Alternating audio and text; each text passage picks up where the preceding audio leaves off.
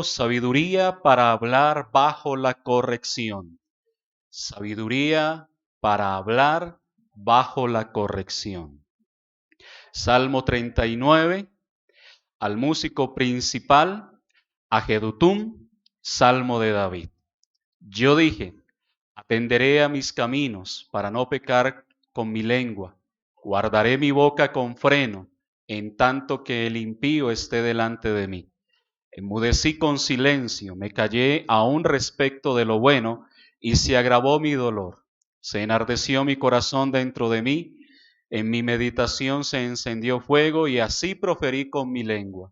Hazme saber, Jehová, mi fin, y cuánta sea la medida de mis días, sepa yo cuán frágil soy. He aquí diste a mis días término corto, y mi edad es como nada delante de ti.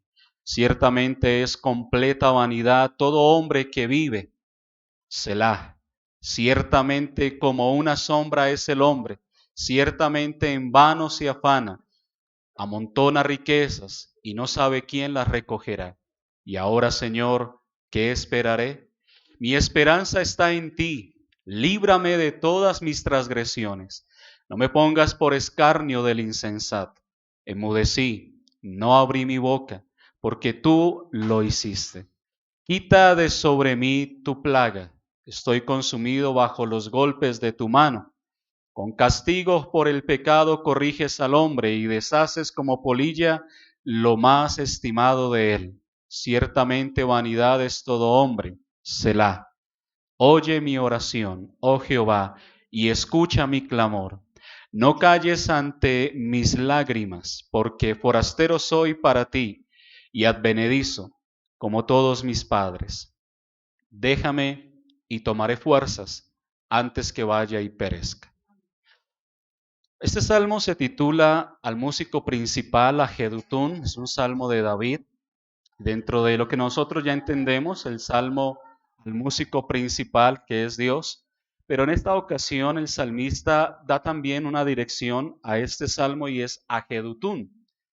Jedutún es mencionado también en el Salmo 62 y en el Salmo 77. Jedutún fue uno de los músicos que fueron designados por David, por el rey David, para dirigir el culto público en Israel. Se menciona, por ejemplo, en el primer libro de Crónicas, capítulo 16, verso 41. Y con ellos a Emán, a Jedutún y a los otros escogidos declarados por sus nombres, para glorificar a Jehová, porque es eterna su misericordia. Y también en primer Crónicas 25, 1 al 3, donde dice, asimismo David y los jefes de los ejércitos apartaron para el ministerio a los hijos de Asaf, a Emán y de Jedutún, para que profetizasen con arpas, salterios y címbalos, y el número de ellos, hombres idóneos para la obra de su ministerio, fue de los hijos de Asaf, Zacur, José, Netanías y Azarela, hijos de Asaf bajo la dirección de Asaf, el cual profetizaba bajo las órdenes del rey. De los hijos de Jedutún, Gedalías, Serí, Jesaías, Asabías, Matatías y Simeí, 6 bajo la dirección de su padre Jedutún, el cual profetizaba con arpa para aclamar y alabar a Jehová. Ahí vemos entonces la dirección que se le da a este salmo, no solamente dirigido a Dios, obviamente, sino que se establece como un salmo que debe ser guiado por la dirección de esta orden especial de Jedutún y su dirección en cuanto a su participación en la adoración. Es un salmo de David y claramente que no podemos saber en qué momento de la vida de David se escribió este salmo. Es posible que fuera en los últimos años de la vida de David, por todo lo que ya está mencionando. Así que vamos a ver la primera parte bajo el encabezado de que David encuentra las palabras para hacer una oración de sabiduría. David encuentra las palabras para hacer una oración de sabiduría. Y el versículo 1 al versículo 3 se nos muestra algo que es maravilloso en la vida de David y es una agonía, la agonía silenciosa de David. Atenderé a mis caminos para no pecar con mi lengua. Yo creo que una de las reflexiones que lamentablemente como seres humanos y más triste aún como creyentes no hacemos es meditar en nuestros caminos para que nuestras palabras no sean palabras pecaminosas. David comienza este salmo contando su oración, pidiendo la ayuda de Dios para que las palabras que él pronuncie no sean necias o pecaminosas, en tanto que el impío está delante de él. Es decir, ¿cómo nosotros podemos levantarnos frente a una sociedad como la nuestra, en la cual estamos ubicados, y que nuestras palabras, hermanos, no vayan en contra de glorificar al Señor, sino que nuestras palabras siempre sean dirigidas a que el nombre del Señor sea honrado, más delante de los impíos? Más cuando nosotros estamos delante de una sociedad que está siempre apuntando a buscar la falla, la duda, la incongruencia entre el creyente y su vida, entre lo que predica y lo que vive. Cuando nosotros nos presentamos delante de una sociedad como la que vivimos, debemos ser muy cautelosos, muy sabios. Debemos ser entendidos en cómo nos comportamos y en cómo vivimos delante de una humanidad que constantemente se pierde tras su propio pecado y su propia maldad. Una humanidad que no quiere madurar en su pensamiento en cuanto a la verdad de Dios, sino que es una humanidad que constantemente busca razones y excusas para tener una vida licenciosa y pecaminosa. Y si nosotros como creyentes nos paramos delante del impío y hablamos con necedad, pues estamos dando mayores argumentos a que estos hombres y mujeres que nos ven, pues se vayan tras el pecado y tras la maldad. David dice, hay que reflexionar, hay que atender a mis caminos, cómo estoy viviendo, qué es y cuál es la clase de vida por la cual yo me estoy guiando, y entonces voy a hablar con mi lengua. Ahora sí voy a declarar. Obviamente la situación de David es fuerte y los sentimientos de David estaban lo suficientemente embravecidos, podemos decir, para ser tomados por lealtad si se hubiera desahogado delante de los impíos frente a una compañía equivocada. Usted debe saber delante de quién habla, usted debe saber qué dice, cómo lo dice, las palabras que pronuncia, si habla con necedad, si habla con sabiduría, cómo nosotros nos conducimos delante del impío. No porque sea una mera hipocresía, sino porque entendemos que hay ciertas cosas que aunque sean lícitas para nosotros los creyentes, frente al impío pueden ser una opción, una oportunidad para que se vaya tras el pecado y argumente su propia maldad. Si el cristiano lo hace, si el cristiano habla así, y eso que usted tiene a Dios, aquellos que les gusta andarse quejando por todo lado, delante de todo el mundo, que se encuentra con el del bus y empieza a quejarse de una vez, y es que esta vida sobre este mundo es una porquería, eso no sé qué, eso es mejor morirnos, esto, y a toda hora un lamento y a toda hora una quejadera. Y dice, pero si usted que es cristiano y se supone que tiene a Dios en su vida, y vea cómo se expresa, sin esperanza y sin nada. Obviamente nuestra esperanza no está en esta tierra, pero nuestra esperanza es aún más trascendental porque es eterna. Y mientras el Señor nos tiene en esta tierra, no debemos estarnos quejando, sino predicando, proclamando la verdad, proclamando el mensaje del Evangelio, en vez de estarnos lamentando y lamentando y quejándonos delante del impío. Cuando a veces el impío tiene más esperanza que nosotros, habla con más, digamos, con una actitud diferente. Pero a veces el creyente entra en un estado crítico donde su pensamiento, y sabemos porque somos conscientes de lo mal que está este mundo, pero no tiene que eso afectarnos emocionalmente, no tiene que afectarnos en nuestra estabilidad de vida.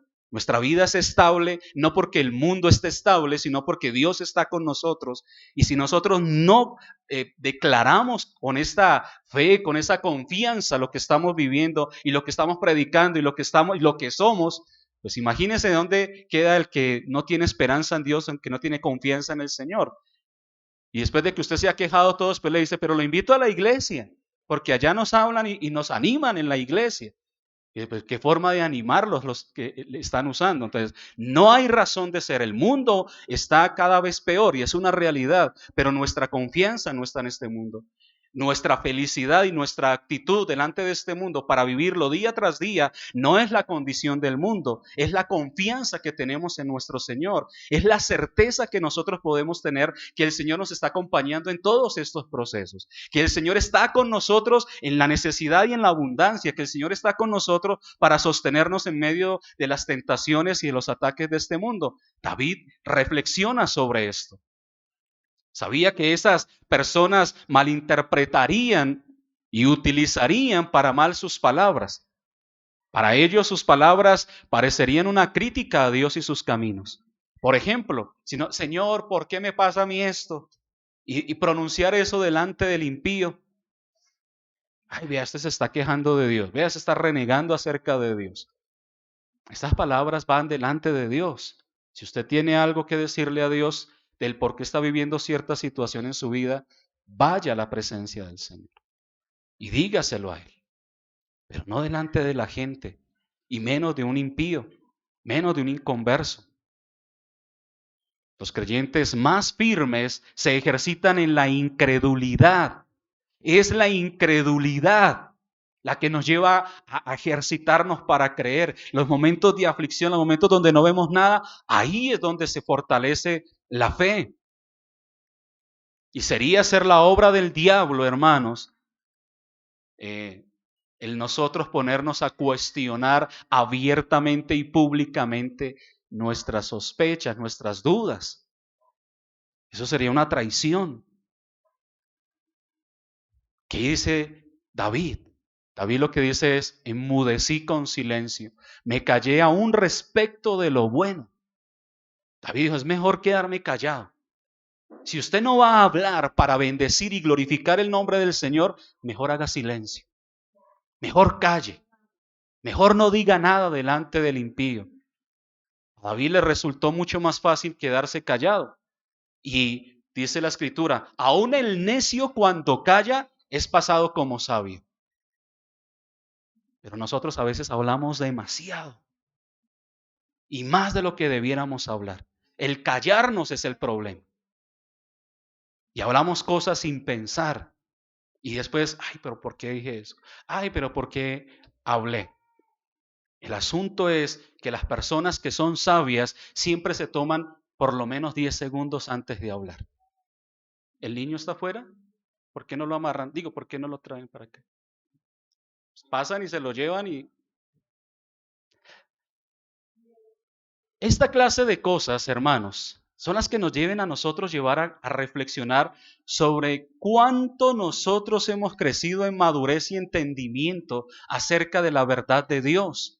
La verdad de Dios nos lleva a nosotros o nos debe llevar a reflexionar y hacer un análisis serio de cómo nosotros nos comportamos, de cómo nosotros vivimos, de qué nosotros hablamos.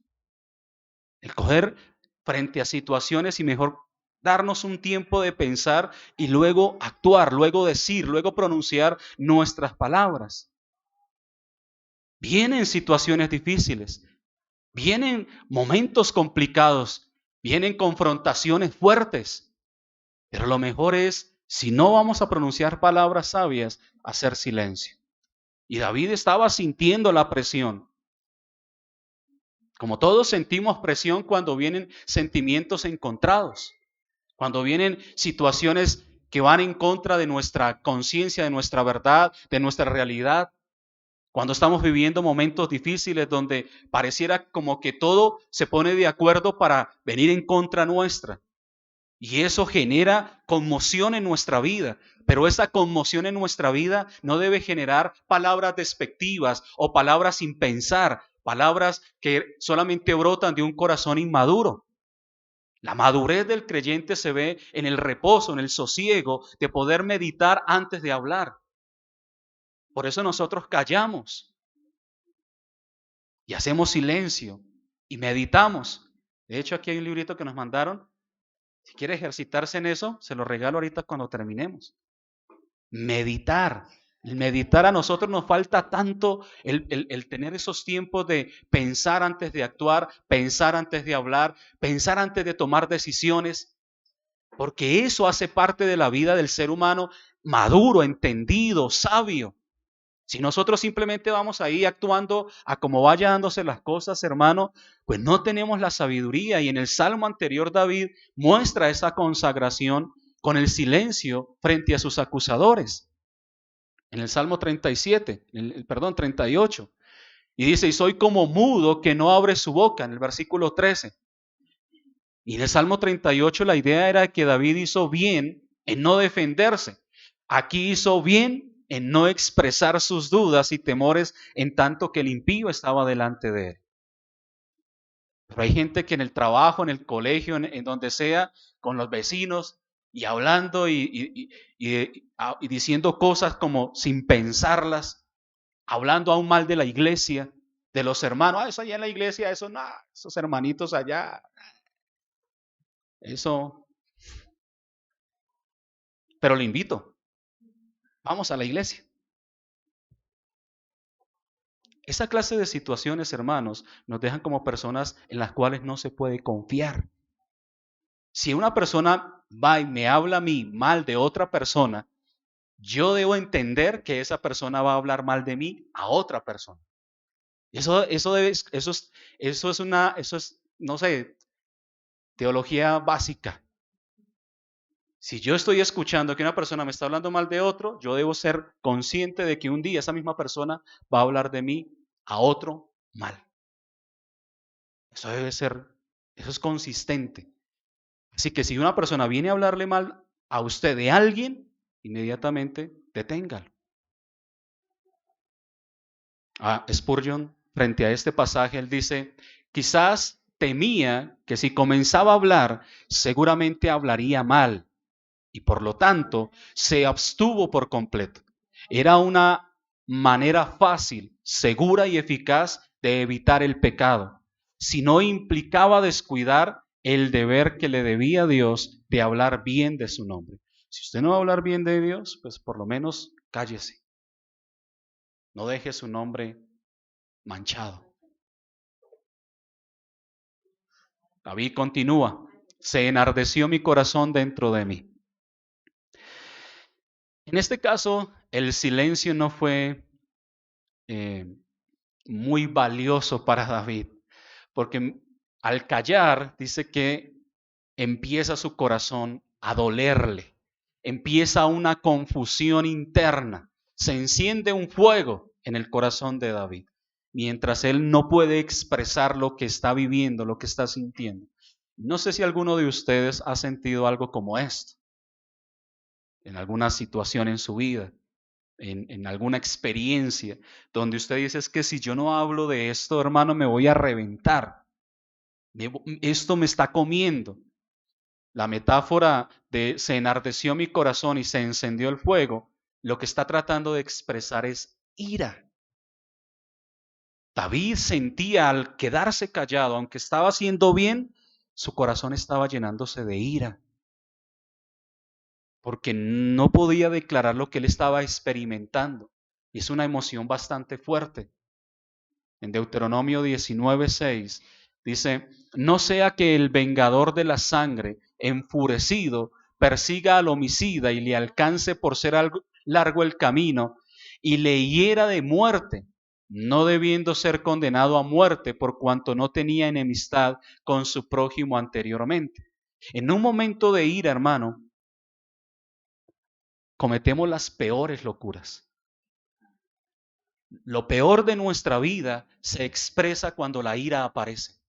La ira nos deja como necios, como insensatos. La ira nos deja como violentos. La ira nos deja como homicidas.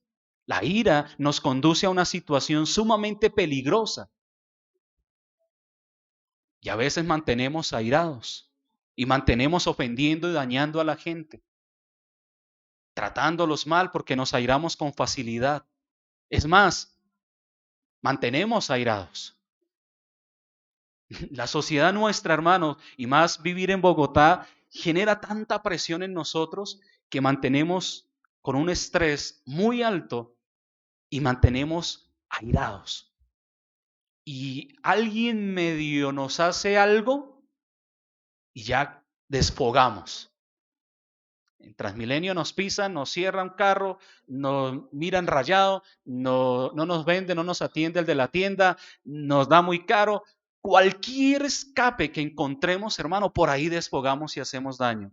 Y cuando no tenemos eso, peor aún, llegamos a la casa y en casa nos desquitamos o con la esposa o con el esposo, con los hijos, pero con alguien. Y si no alcanzó, viene a la iglesia y con el de la iglesia, a ver qué primero se me atraviesa aquí y no me saluda para desfogarme con él, para sacar esta ira que tengo acumulada. No debe ser así, hermanos. La ira es una de las cosas más terribles si no aprendemos a manejarla. La ira es buena cuando nos motiva y nos guía a postrarnos de rodillas delante del Señor y rogar misericordia. Pero la ira es mala cuando eso genera destrucción a mi propia vida y a las que me rodean. Hay que tener mucho cuidado con eso. Jeremías 51:39, en medio de su calor les pondré banquetes y haré que se embriaguen para que se alegren y duerman eterno sueño y no despierten, dice Jehová. Ezequiel 36:5, por eso, así ha dicho Jehová el Señor, he hablado por cierto en el fuego de mi celo contra las demás naciones y contra todo Edom. Se disputaron mi tierra por heredad con alegría, de todo corazón y con enconamiento de ánimo, para que sus expulsados fuesen presa suya. La ira, hermano, es un problema y David estaba guardando eso en su corazón. Así que cuanto más reflexionaba sobre su situación, David más se exasperaba. Y ahí es donde viene el asunto. Ahí es donde viene el qué hacer entonces.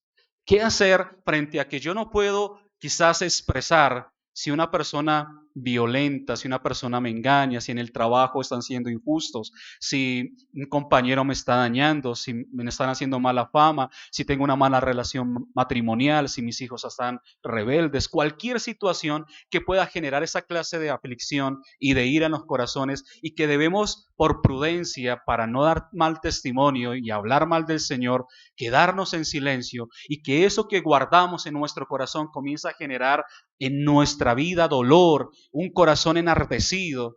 ¿Qué debemos hacer? Bueno, ahí vienen las sabias palabras de David.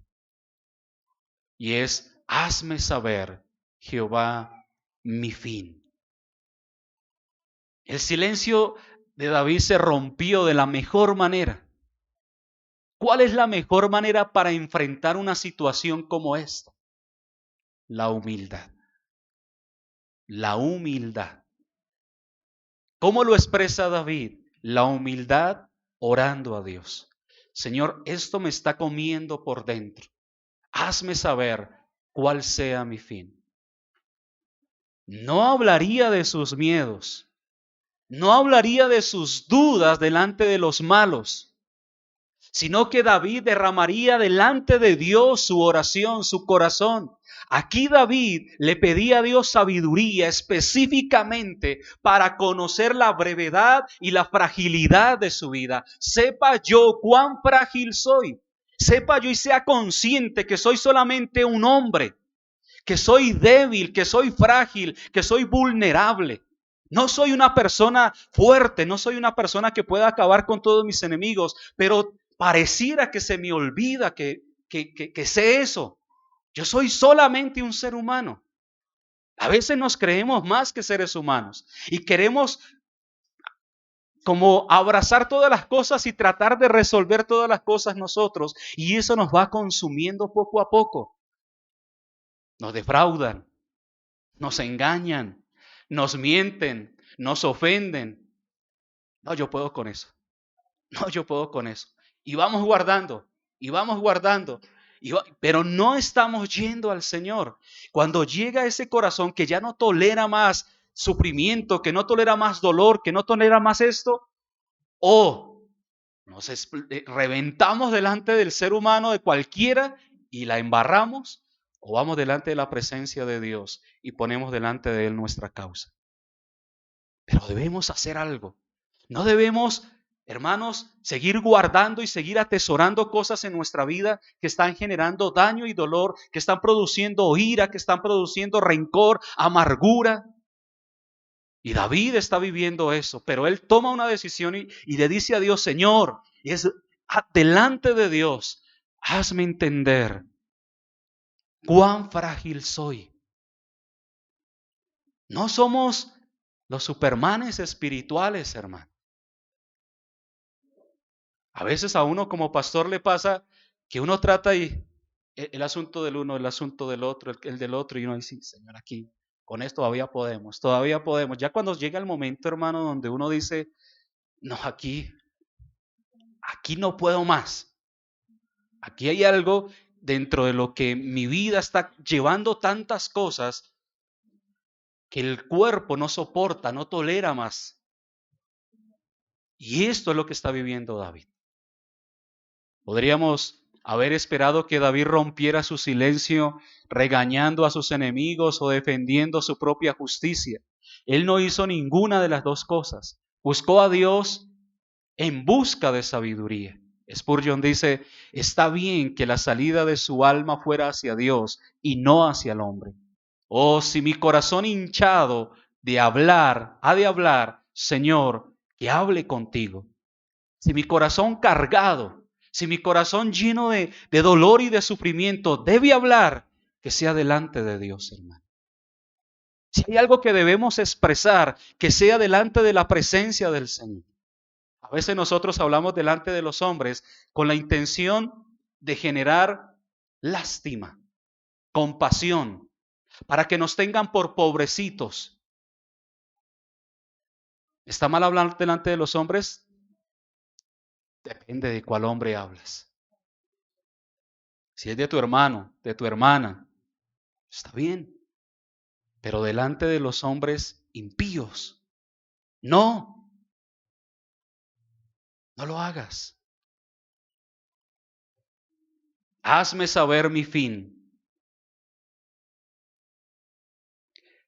No sé si ustedes han visto una película, que no me acuerdo el nombre, donde el tema, la película es un hueso de esos huesos, pero la película tiene un sentido y es que van corriendo contra el tiempo. Ellos no envejecen, llegan hasta cierta edad, pero no envejecen y tienen un contador. ¿Cómo es que se llama la película? Bueno, y ellos saben en qué día van a morir y tienen que buscar, trabajan por el día, le pagan con tiempo, no le pagan con dinero, sino con tiempo. Y hacen transacciones con tiempo, y todo es con tiempo. Y es algo que si uno hace, digamos, si nosotros viniéramos como viene el yogur, con fecha de vencimiento y supiéramos el día en que vamos a morir, ¿cómo viviríamos nuestra vida? Yo creo que eso tendría muchas cosas malas, demasiadas cosas malas. Pero una cosa buena que tendría es hacer conscientes, la conciencia que deberíamos tener acerca de que un día llegará el momento en que debemos partir. David está como tratando de decirle a Dios, Señor, hazme entender cuándo es mi fin, que hay un fin para mí.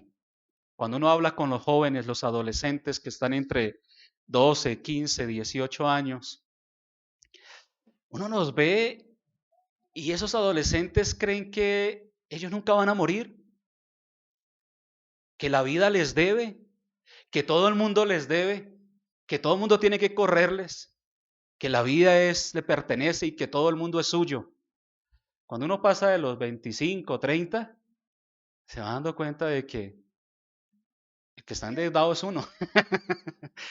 Deudas es lo que aparece. Y empieza a ser más consciente de esas realidades.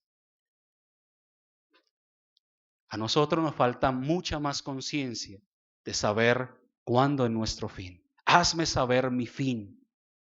Hazme entender que mi juventud no dura para siempre, que mi salud no dura para siempre, que la vida sobre esta tierra no es para siempre. Ahora, esta oración no era una oración inspirada por el deseo de saber solamente cuándo terminaría su vida. No se trataba de una solicitud para que Dios le dijera la fecha de su muerte. Todos sabemos que vamos a morir, claro, todos lo sabemos, pero no somos conscientes de eso. No andamos con esa conciencia real. ¿Cuándo somos conscientes de eso? Cuando nos enfermamos. Uy, sí, es que la estoy viendo cerca. Ahí sí empieza a ser usted más consciente de eso. Cuando usted está llegando a una edad ya de tercera edad, ya viejo, anciano, que ha pasado el límite y usted dice, no, aquí ya está cerca. Pero mientras eso no llega, desprovistos totalmente. Así que la oración de David era más bien por una comprensión precisa del hecho de que la vida cuantitativamente, es decir, en cuanto al número de sus días, es como nada. Es como nada. Si uno hace una comparación de lo que vive un ser humano hoy y de lo que vivió Matusalén, no somos nada, hermano. Matusalén vivió 969 años. Hoy día, 69 años ya es, usted está viviendo mucho. 69 años, uf, ya ha burlado la muerte cuántas veces. ¿Sí? Y si usted llega a los 80, pues diga, a ver, si pasa de los 100, no, eso lo sacan por noticias, por todo lado, lo publican. 969 años. Adán vivió 930. Yo no sé cuánto le aguantarían esos dientes 930 años y a mí ya se me están cayendo. Hermano, tantas situaciones y lo que David está pidiendo acá es, ayúdame a ser consciente de que mi vida es tan breve, de que mi vida es tan corta. La humildad de David frente a esto es muy llamativa. Y él dice, aquí diste a mis días término corto. Él compara con un palmo, una de las unidades de medida más pequeña del antiguo Israel, equivalente a un par de pulgadas. Un palmo. La vida es muy corta, hermanos, pero se puede hacer muchas cosas aún en esa corta vida. Nuestro Señor Jesucristo en 3 años salvó al mundo. Algunos de sus seguidores en 3 años han sido el medio de salvar muchas y muchas almas. ¿Cuánta vida necesitas vivir para salvar a uno, hermano? Uno. ¿Cuántas personas a las cuales usted les ha predicado han llegado a la fe verdaderamente? Y han sido salvos, se han hecho discípulos. ¿Cuántos?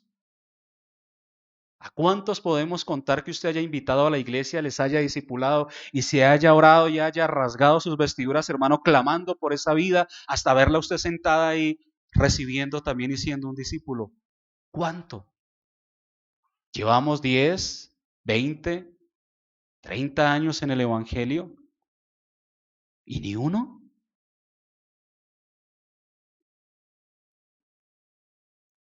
La vida es breve, pero en esa breve vida podemos hacer muchas cosas. Ciertamente es completa vanidad todo lo que el hombre vive. David fue un campeón, hermano. David fue un guerrero. Un hombre, si David existiera en este tiempo, él estaría, no sé, en las fuerzas especiales, los comandos o los lanceros en Colombia. Las fuerzas especiales militares. David era un guerrero de verdad. Un hombre de guerra, un hombre de batalla. Él aquí no está hablando un delicado rey sentado en un trono que nunca ha ido a la guerra. David desde muy niño fue a la guerra. Un hombre de batalla, un hombre que no solamente fue a la guerra, sino que lideró ejércitos, una celebridad en medio del pueblo. Además de esto, fue un poeta habilidoso, fue un genio musical, un sobreviviente y un rey. Si alguien podía haber pensado más en sí mismo, era él. David tenía derecho a pensar, Señor, pero ¿cuántas batallas he ganado por ti? Maté a Goliat cuando tenía apenas 17 años. Hice esto, he escrito, he hablado, he compuesto, he libertado al pueblo, el pueblo está en paz. Aquel que podía argumentar todas estas cosas era David. ¿Pero qué hizo? Señor, ayúdame a contar los límites de mi vida, a saber cuán frágil soy. Y nosotros, ay Señor, pero yo voy a la iglesia el domingo, pero voy y yo oro y yo leo la Biblia. ¿Por qué me pasa esto a mí? Y aún reclamamos. David comprendía que él, como todo hombre, ciertamente es el mejor estado en el que él pueda estar, es solamente en un estado de humildad. El ser humano constantemente se sitúa en el lugar de la vanidad, del orgullo, en el lugar de yo ser el centro. David se quita a él del centro y coloca a Dios en el centro. Él aprende que, dado que la vida es corta, el único significado real de la existencia de un hombre o una mujer debe estar en su relación con Dios. ¿Por qué? Porque Dios es eterno. Y si usted empieza una relación con Dios desde ahora, usted va a tener una relación eterna con Dios. De resto no, hermano. Ahora, David utiliza en su salmo, ustedes ya saben lo que significa el Selah. A ver, ¿quién me recuerda qué es el Selah? Por eso lo leí. La pausa para meditar. Y este Selah que David coloca en esta porción, en este salmo, llama la atención en el versículo 5, lo hace nuevamente en el versículo 11, pero en el versículo 5 es un llamado apropiado para que nosotros que estamos leyendo el salmo hagamos una pausa y pensemos en la brevedad y en la fragilidad de nuestra vida. Hermano, nosotros salimos en las mañanas sin saber si regresamos. Es más, ni siquiera es necesario salir de casa. En la casa puede usted ese día no levantarse. Y David está diciendo, piensen en esto verdaderamente. Tú diste término a mis días y mi edad es como la nada delante de ti. Ciertamente es completa vanidad todo hombre que vive. Nos preocupamos tanto, hermano, por nuestro aspecto, por nuestra posición. Nos preocupamos tanto porque la gente tenga una imagen nuestra de que tenemos una posición, de que sí hemos alcanzado logros, somos personas exitosas, que tenemos, no sé, una casa, una familia, tenemos dinero, tenemos recursos para mostrar, pero nuestra vida es solo vanidad. Y este llamado debería llevarnos a una gran dependencia de Dios y una gran seriedad en la vida y a hacer el bien en el poco tiempo que nosotros tenemos sobre esta tierra. Jóvenes, niños, la vida es breve, muy corta. Aprendan a acercarse a Dios desde esta tierna edad. Busquen a Dios y evítense dolores, sufrimientos que trae la vida sin Dios, amarguras, resentimientos, cicatrices que no van a ser borradas.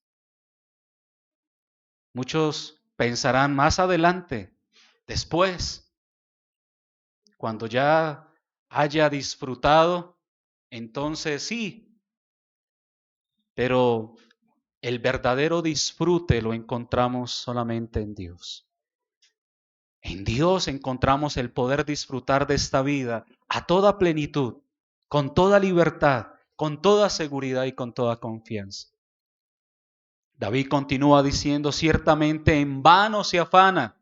Y esto muy parecido al libro de Eclesiastés que leíamos. Y David piensa en la masa de la humanidad que vivía ignorando la brevedad y la fragilidad de la vida. La vida es vanidad, todo es vanidad. Cada uno de ellos camina, pero como una sombra, viviendo una vida sin sustancia. Se afana, pero en vano, ciegos a las cosas terrenales. Cada uno de ellos trabaja duro y amontona riquezas, pero no piensa más allá de su propia corta y frágil vida. Esta es la tierra de las sombras. El cielo es la tierra de la realidad, la verdadera realidad o la verdadera vida. Aquí vivimos un espejismo, hermanos. Uno nada más le es necesario darse una vuelta por las redes sociales y encontrarse con la hipocresía del ser humano de este tiempo, donde se publican momentos que son solamente una farsa, una hipocresía y una mentira. Feliz aquí con mi hija, para que a los 8 días la esté matando, a los golpes o de hambre, cualquiera. En el Día de las Madres con mi mamita hermosa. Nunca la llama, nunca la visita, la trata como si fuera un violín prestado. Nunca le ayuda en la casa, nunca lava un plato. Hipocresía, este mundo es un mundo de falsedad. Eso es lo que David está llamando a pensar. La realidad de las relaciones, si antes había hipocresía, hoy día, hermanos, se ha multiplicado. A lo menos antes se veía la gente cara a cara, hoy día tras un computador, tras una cámara, hermano, la hipocresía funciona, nada más usted se coloca así, pero el resto de su ropa es la pijama. Y así no es solamente su vestimenta, sino su corazón. Muestran una faceta de su vida manufacturada para impresionar a los seres humanos que los ven. Se crea un circo, todo un circo, para impresionar. Todo hombre que existe es vanidad, dice David. Todos sus proyectos, todos sus planes, todos sus esquemas, pronto se quedan en nada. Su cuerpo también se enmohece con el polvo y pronto desaparece tanto de la vista como del recuerdo de los hombres. Y ahí es donde llegamos a la segunda parte de este salmo. La causa revelada, la cura solicitada. La causa ya fue dicha. La cura es solicitada. Del versículo 7 al versículo 11, David habla de confiar en Dios en una temporada de corrección por el pecado. David está reconociendo que falló. Él dice, Señor, ¿y ahora qué esperaré? Mi esperanza está en ti. Al percibir la brevedad y la fragilidad de la vida, David ponía su expectativa y su esperanza en Dios y no en sí mismo. Con una buena posición y amistad con el Dios viviente, David podía comprender y prepararse para la vida más allá de esta vida. Aquí el salmista se baja de la arena y pone en pie su pie sobre la roca. Deja de estar en una vida inestable por una vida estable. Feliz es el hombre que puede decirle al Señor, tú eres mi esperanza está en ti. Ese es un hombre feliz. Ese es un hombre que ha construido su casa sobre la roca. Ese es un hombre que entiende la brevedad de su vida y que sabe que entre más pronto construya su vida bajo la roca o sobre la roca que es Cristo, más seguridad puede tener. Esa es la vida en la que el deseo y la expectativa están centrados en Dios. Esa vida es de una claridad completamente diferente de aquella en la que el deseo y la expectativa se centran solamente en uno mismo, en las circunstancias o en los hombres. Líbrame de todas mis transgresiones. David miraba a Dios y no a sí mismo. Él no estaba tratando por sus propios medios de sacar de sí el pecado. Estaba pidiéndole a Dios que lo librara de eso. Y él sabía, al igual que lo sabía el apóstol Pablo y que lo declara más tarde, que el enfoque debería estar en Dios y no en nosotros. Romanos 7 a Romanos 8, léanlo en casa, los 2 capítulos, hermano, muestra cómo el apóstol Pablo hace esto. Líbrame de todas mis transgresiones, para que no me decepcione mis esperanzas de gozar de ti y de tu favor, que es lo único que deseo. Perdona todos mis pecados que se levantan como una densa nube entre tú y yo. Lléname de temores sobre mi condición, tanto aquí como en el futuro. A veces somos ciegos, hermanos, a nuestros propios pecados y es por eso que debemos clamar a Dios que nos muestre nuestra propia condición, que nos muestre en aquello que estamos constantemente pecando y fallando, en nuestros pensamientos, en nuestras palabras, en las acciones que llevamos a cabo en contra de nosotros mismos, en contra de nuestros hermanos, en contra del prójimo. Todo lo que nosotros hacemos, hermano, debe de dejar de estar centrado en nosotros. Quitemos el yo de nuestras vidas. Arranquémoslo y pongamos nuestra vida en el Señor. David clama, Señor, que seas tú quien quita de mí su plaga. Yo no voy a intentar quitar mi plaga de mí, porque entre más lo intente, más plaga viene. Yo no voy a poder. No tengo cómo. Estoy consumido bajo los golpes de tu mano. Es lo que está diciendo David. Que seas tú, Señor. Y aquí aprendemos que David hacía esta oración desde una temporada de gran debilidad y la sensación de que estaba bajo la dolorosa corrección de Dios. Y evitó con éxito pronunciar palabras de autojustificación. Al derramar su corazón en Dios, también oró pidiendo alivio de su aflicción. Y es audaz para una persona que sufre decirle a Dios, espera, ya no más, basta. Pero todo depende del tono en el cual se diga. La manera en que tú le digas a Dios, Señor, no puedo más. Puede ser una presunción o puede ser la libertad de expresión de un niño que no menoscaba en lo más mínimo la autoridad de su padre. Porque tú lo hiciste. David no entiende todo, pero al menos sabe que un Dios personal, en lugar de una fuerza impersonal, está a cargo de su vida. Nosotros somos conscientes de esto. Somos conscientes de que es Dios quien nos sostiene, que es Dios quien nos guía, que es Dios quien hace y permite todas esta clase de situaciones en nuestra vida. Muchas veces no entendemos el por qué vivimos cada situación, el por qué pasa sobre nuestras vidas ciertas cosas, pero en cierta medida no nos debe importar. Lo que nos debe importar es saber que Dios tiene el control de eso y que Dios sabe el por qué y eso debe ser suficiente para nosotros. Si Dios sabe que esto es necesario para mi vida, amén, lo recibo, lo acepto y ayúdame, Señor, en medio de esto. David dice, con castigos por el pecado corriges al hombre y deshaces como polilla lo más estimado de él. Y aquí aprendemos que el gran sentido de David, de la brevedad y la fragilidad de la vida, venía bajo un sentido profundo y doloroso de la corrección de Dios. Entre más afligidos estemos, más conscientes somos de que nuestra vida es muy breve, de que nuestra vida es muy corta, de que somos tan frágiles que un pedacito de plomo, así de pequeño, ¿cuánto pesa una ojiva, Juan Carlos? Hay de diferentes pesos, pero la ojiva más pequeña,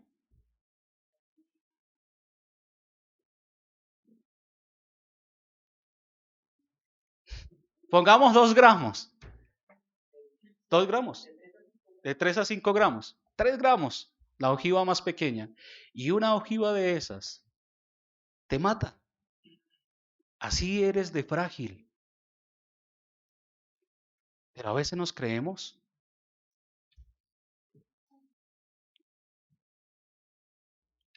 Hermanos, David a través de estas aflicciones se hacía cada vez más consciente. Podemos suponer que esta fue una de las razones por las que David envió su corrección a David. Para darle el hambre, para darle la sed de justicia, para darle el hambre y la sed de la oración, para darle el hambre y la sed de la búsqueda de la bendición que provenía solamente de Dios. Eso nos lleva a recordar a Pablo. Pablo dice, hubo un hombre, en el cuerpo no lo sé, en el espíritu no lo sé, pero le fue concedido ir al tercer cielo y ver cosas indubitables, cosas que soy incapaz de describir. Pero luego el Señor lo baja a la tierra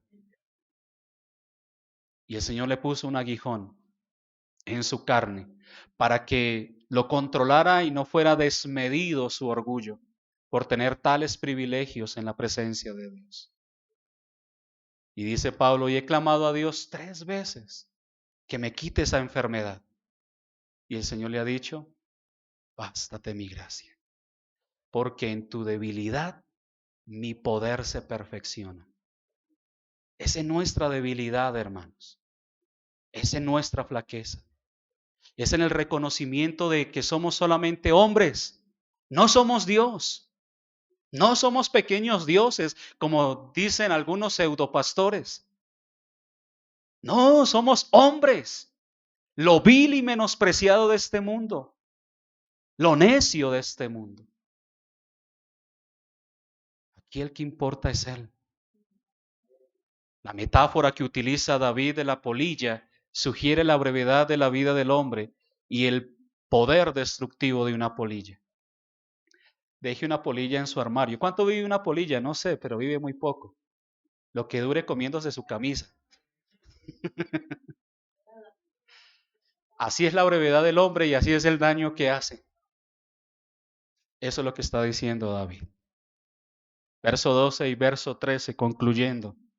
Una humilde oración para que se restaure el favor y se recuperen las fuerzas. No calles ante mis lágrimas, porque forastero soy para ti. David apela al nombre Yahweh, Jehová o el Señor, el Dios del pacto de Israel, pidiéndole que le respondiera con misericordia en un sentido de separación de Dios. Mis lágrimas, dice David. Su oración se convierte en llanto y eso nuevamente se derrite en lágrimas que van directo al corazón del gran Padre. Los ojos llorosos nunca se vuelven al cielo en vano. Las puertas de la misericordia se abren de par en par cuando las gotas calientes tocan el corazón de Dios.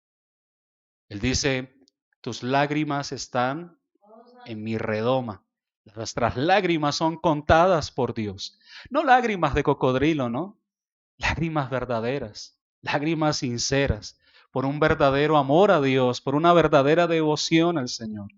Porque forastero soy para ti y advenedizo como mis padres. David no solo era un israelí nativo, sino el rey de Israel. Si alguien tenía derecho a la ciudadanía era él. Sin embargo, entendía que su verdadero hogar estaba en el cielo y no en esta tierra. De manera significativa, David no dijo que era un forastero sin Dios, sino que se consideraba un forastero con Dios. Era un forastero, pero no estaba solo. Eran forasteros juntos en un mundo hostil. Aquí hay un hombre que todavía está pasando por una prueba y muy consciente de ello, pero ha encontrado el lugar secreto de la comunión y esto condiciona sus actitudes. Un comentarista dice, Abraham se describió primero a sí mismo como un forastero y un peregrino. Todos sus hijos, los que heredan una fe similar, deben decir lo mismo. La fe no puede encontrar un hogar en este lado de las estrellas. Ha vislumbrado el infinito y nunca puede concentrarse con nada más. Si un inglés va al continente y trata de hacerse pasar por alemán o francés, pronto es detectado. Y de manera similar, un verdadero cristiano revela el hecho de que él es un extranjero en este mundo. Sus caminos y modales y costumbres no son las de los hombres de este mundo, que tienen su parte en esta vida. Somos claramente descubiertos. Eso recuerda al apóstol Pedro cuando niega a Jesús y pasa y le dicen, es que usted habla como ellos, se viste como ellos. No podemos negar que somos cristianos, hermanos. No podemos hacerlo. Si en verdad somos extranjeros de esta tierra y forasteros, entonces se deduce que es seguro que tenemos un hogar en alguna parte. Se deduce que no es de extrañar que a veces anhelemos llegar a casa. Si somos extranjeros, entonces debemos tratarnos bien unos a otros. Debería ser un consuelo para el cristiano la muerte también. La muerte debería ser para nosotros un consuelo glorioso. No debemos temerle a la muerte. Debemos temerle a morir sin Dios. A eso sí hay que temerle. David concluye, déjame y tomaré fuerzas. Sabiendo que su debilidad se debía a la mano dura de Dios sobre él, David humildemente le pidió a Dios que no lo mirara más con ojos de corrección. Y el salmo termina sin resolución. Pero David apela y muestra confianza en el Señor. Sin embargo, por el momento, como Job o Jeremías, no ve más que la muerte y no pide más que un respiro. La sola presencia de tales oraciones en las Escrituras es un testimonio de su comprensión. Él sabe cómo hablar a los hombres cuando están desesperados. Dios sabe qué es lo que nosotros necesitamos antes de que vaya y perezca. En hebreo, antes que vaya, es decir, hasta el sepulcro, como se usa en Génesis 15:2. O el camino de toda la tierra, como la frase es completada por Josué 23:14. O donde no regresaré, como lo dice Job 10:21. Señor, antes de que vaya y perezca. Este salmo es, hermanos, con la máxima propiedad, designado por la iglesia para ser utilizado en los entierros, en las despedidas que se hacen en los entierros, ya que un funeral es de hecho el mejor comentario que podemos encontrar al respecto. Es mejor ir a la casa del luto que a la casa de la fiesta, porque en la casa del luto el hombre medita en la transitoriedad de esta vida. Que este salmo, hermanos, nos ayude a reflexionar en la brevedad de nuestra vida y aprovecharla lo mejor que podamos para la gloria del Señor. Oremos. Padre, una vez más delante de ti, Señor, reconociendo que somos simples mortales, criaturas tuyas, Señor. Somos vasos de barro en los que tú has querido, Señor, depositar la gran riqueza de tu presencia, de tu bendito Espíritu en nosotros. Vasos de barro llenos con la gloria del cielo. Gracias por permitirnos tal privilegio, por darnos el lugar, Señor, que ni buscábamos ni deseábamos, pero que a ti te plació por pura gracia darnos. Perdónanos, porque muchas veces olvidamos, Señor, que somos solamente hombres. Perdónanos porque con tristeza, Señor, tenemos que decir que somos pretenciosos y orgullosos. Límpianos de tal maldad, Señor. Ayúdanos a soportar todo lo que esta vida trae, Señor. Ayúdanos a descansar en ti y a esperar en ti. Este mundo es temporal y pasajero, pero tú eres eterno. Ayúdanos a vivir con esa convicción en nuestro corazón. Ruego por la vida de cada uno de mis hermanos, para que tu bendita gracia, bondad y misericordia abunden en sus corazones. Ruego por aquellos que aún no creen, para que tu bendita misericordia, bondad y benevolencia, Señor, sean sobre sus vidas y puedas, Señor, tú llamarles al arrepentimiento y a la fe, para que te crean, para que te sirvan, Señor, para que tú los libertes, Señor, de ese estado de impiedad y de maldad, y los conduzcas a la luz de tu amado Hijo Jesucristo. Gracias, Padre. Gracias, Hijo. Gracias, Espíritu Santo. Amén. Mis hermanos, el Señor les bendiga. Tenemos almuerzo. Hasta las 3 de la tarde regresamos. Pueden saludarse. Que el Señor los bendiga a todos.